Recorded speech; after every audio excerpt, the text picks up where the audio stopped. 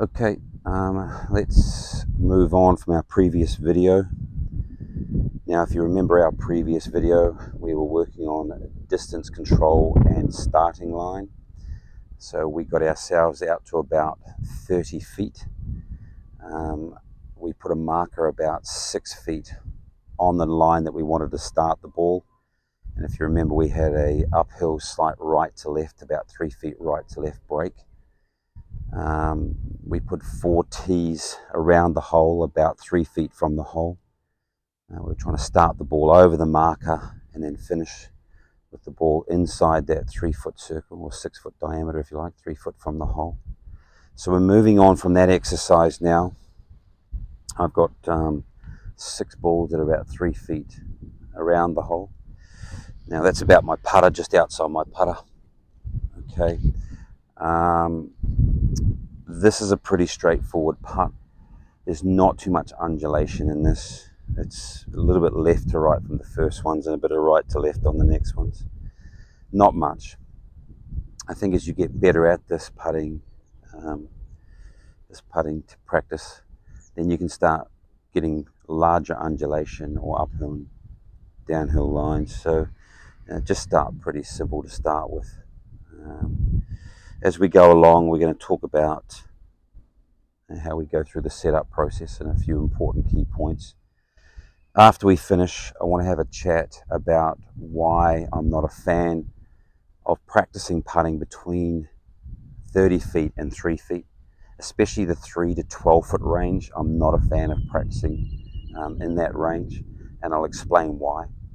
But anyway, let's get on with this putting drill and see how we go, and we'll talk you through it as we hit some balls. Okay. So the first one is a little bit left to right. So here we go, just palms up, palms up. Let's make a couple little practice swings. Okay. Boom. All right, so if you've watched my previous videos, I believe there's 4 steps to the setup. Hold, stand, ball position, aim. So they're in no particular order. Okay, so here we go, palms up, extend and bend. I have a little practice swing there, distance control. Now I like to keep my feet together until the putter faces online, so that looks pretty good to me. Now I can take my step. Okay. Boom. Okay, so here we go. Now, the reason why I like to keep the feet together is non-committive. This is aiming a little bit to the right, so I'm going to move my feet. Now, what a lot of people do is have a tendency to just move the hands and arms. Unfortunately, with our holding technique, the putter face follows the body line, so you need to move the body to get the putter face online. So here we go. Now I'm just going to aim a little bit right of center here. Okay. Boom. You can see that one coming back. Okay, so again, palms up, extend and bend. And I like to keep that top vertical line pointing between my feet. Okay, this is at right edge. Here we go. Yep, that one was in. Just run over the balls that were in the hole. And the last one. Now you can see here how I'm moving my feet and it moves the putter face. So let's keep moving those feet until the putter's online. Now I've got this at right edge. Okay, let's have a look. And there we go. So that's 6 out of 6 in the hole there. Now let's explain why I'm not a fan of practicing between 30 feet and 3 feet. I believe that when we're trying to hold putts, especially outside 3 feet, 5 feet, 12 feet, whatever, our expectations are quite high. So when we're not successful, it gives us negative feedback. And unfortunately, that negative feedback translates to the golf course. Now, the other unfortunate thing is that we don't control the surface. Now, even if you got to about 10 feet, and they've got plenty of YouTube videos about this, and you roll a ball from a stint meter, which is just a ramp, out of 10 balls, only 7 of those will go in, and you'll see the variance in the way the ball breaks, and actually the pace also. So it just goes to show that the condition of your green, which is, you know, the condition of the grass, the grain of the grass, and then the putting surface, has a large influence on whether or not you hole that putt.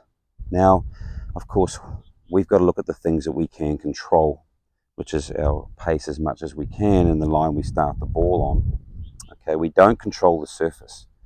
So when you get to about 6 or 8 feet, you may find that you're hitting good putts, but they're not going in. This has a negative psychological effect on your game.